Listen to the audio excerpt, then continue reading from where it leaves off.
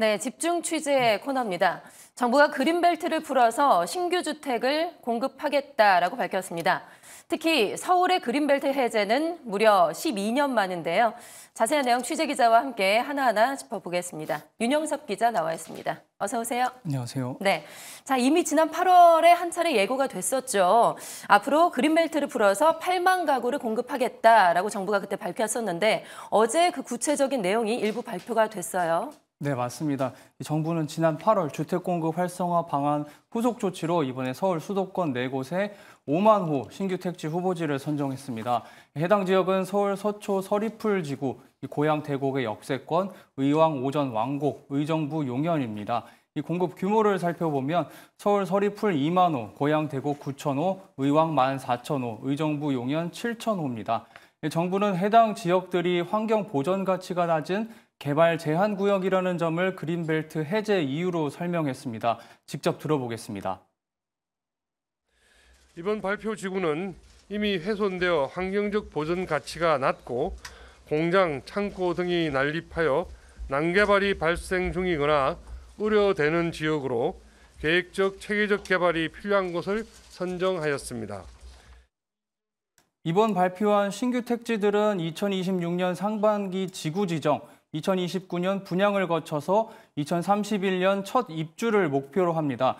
국토부는 내년 상반기에는 3만 호 공급을 추가 발표한다는 계획입니다. 네, 그러니까 이번에 5만 호 공급이 발표가 됐고 내년 상반기 중에 3만 호를 발표를 하겠다라고 밝혔는데 이번에 지역으로는 4곳이 발표가 됐어요. 앞서 말씀하신 서초 서리풀, 고양, 의왕, 의정부 이렇게 4곳이 발표가 됐는데 그중에서 가장 관심이 쏠리는 곳은 바로 역시나 서울 서초구 서리풀 지역이었는데 이 지역의 개발 계획은 구체적으로 좀 어떻게 나왔을까요? 말씀해 주신 서초 서리풀 지구의 이 해당 지역은 원지동과 신원동, 내곡동 등 67만 평 규모로 이 99.9%가 그린벨트입니다. 이 국토부는 이를 역세권 고밀 개발로 양재와 판교 업무지구 사이에 2만 가구를 공급한다는 계획인데요. 눈에 띄는 점은 전체 2만 세대의 55%, 그러니까 11,000호는 신혼부부용 장기전세 주택, 이른바 미리네 집으로 공급할 예정입니다. 오세훈 서울시장의 발언 한번 직접 들어보겠습니다. 서울시는 신혼부부에게 우선적으로 장기전세 주택을 제공하고 자녀 출산 시에 거주기간을 연장해드리고 또 자녀 수가 늘어나면 그 면적도, 주거 면적도 넓혀드리는 등 서울시는 주거 안정화로 저출산에 대한 지원을 하겠다는 건데요. 10년 거주 후 출생아 수에 따라서 거주 기간을 10년 연장해 주거나 20년 후에는 시세의 80에서 90% 가격으로 분양 전환 혜택을 주겠다는 계획입니다. 네, 들어보니까 서초 서리풀 지구는 무엇보다도 저출산 대책에 초점을 맞춘 그런 부동산 대책이라고 좀 할 수가 있을 것 같습니다.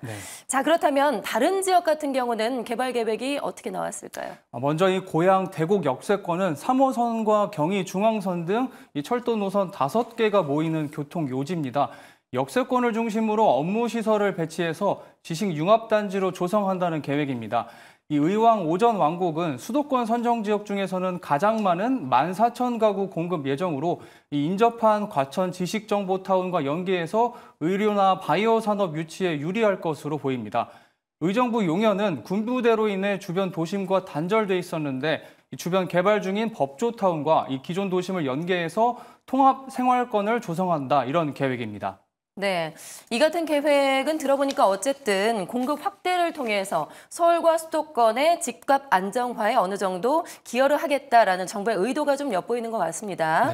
자, 그렇다면은 과연 부동산 시장 과열에 긍정적인 영향을 줄 수 있을까 싶은데요. 전문가들의 의견은 좀 어떻게 나왔을까요? 말씀 주신 것처럼 이 충분한 공급 물량인지, 이 중장기적으로 부동산 가격 안정화에 실효성이 있는지에 대해서 전문가들에게 물었는데 이 대부분은 부정적인 반응이었습니다.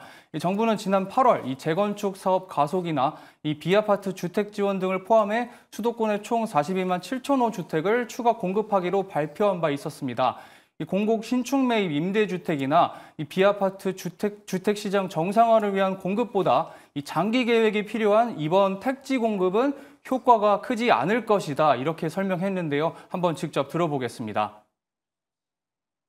아니 뭐 지금 공급하기로 한 것도 안 하고 뭐 그린벨트 풀어가지고 뭐 몇만 호 공급하는 게 뭐 시장 안정되나요? 시장 안정되는 게 아니라 시장을 오히려 과열시킬 가능성이 있어요. 그린벨트 지역이긴 하지만 사실은 이제 도심지나 마찬가지고 입지가 좋은데 남아있는 거기 때문에 경쟁이 치열할 거예요, 하면.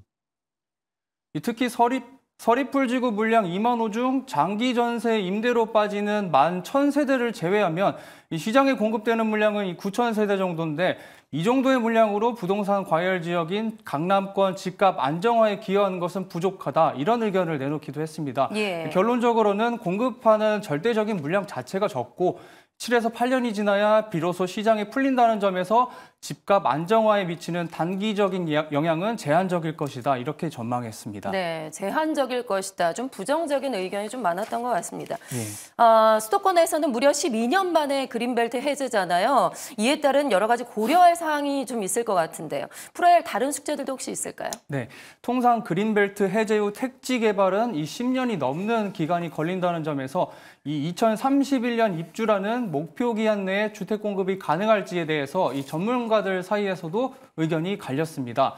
이 지구 지정과 토지 보상 등의 절차를 완료하기 위해서 시간이 부족하다는 건데 이 3기 신도시 후보인 고양 창릉이나 하남 교산 등이 이 토지 보상 등의 문제로 아직도 진행이 부진하다는 것을 그 근거로 들었습니다.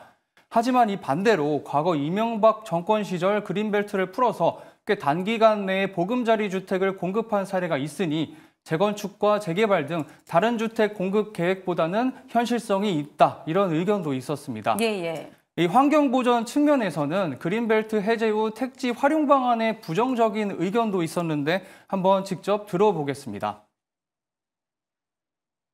인구 구조나 기후의 변화가 급격한 시기라서 뭐 도쿄나 이제 싱가포르 수도에는 녹색 건축물들을 개발 계획하는 것들이 이제 굉장히 좀 이슈거든요. 근데 우리는 지금 그린벨트를 풀어서 12년 전과 동일하게 공공주택을 공급하는 것밖에 안 되니까. 거시적인 관점에서 글로벌 트렌드에 따라가지 못하는 개발 계획으로 서울의 도시 경쟁력을 약화시킬 수 있다. 이런 의견이었습니다. 네, 이제 관건은 이 속도와 이 택지를 기후... 어떻게 활용하느냐, 활용 방안이 될 것 같습니다. 보다 좀 세심한 정책이 뒷받침돼야 될 것 같습니다. 지금까지 윤영섭 기자와 함께했습니다. 고맙습니다.